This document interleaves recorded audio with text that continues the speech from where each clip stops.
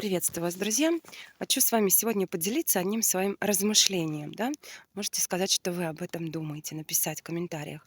Вот так бывает, что ты общаешься с каким-то человеком какое-то долгое время, и вдруг, ну, буквально там чуть ли не на пустом месте, он начинает тебя сильно раздражать чем-то.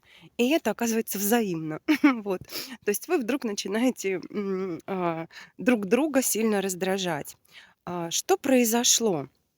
Ладно, понятно, что причин много, но одна из, как мне кажется, я слышала когда-то, что к нам приходит карма через других людей. Да, то есть какие-то другие люди нам как зеркало отражают, что с нами происходит.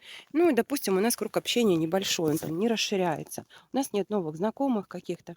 Вот, и тогда как бы на эту роль вот этих вот переносчиков этой кармы несут на себе уже знакомые люди. Да, и вдруг они начинают нам отражать какие-то черты характера, которые мы в себе не приемлем. Да? Ну, то есть это действительно как будто такая работа происходит, что они нам показывают. Вот эти черты характера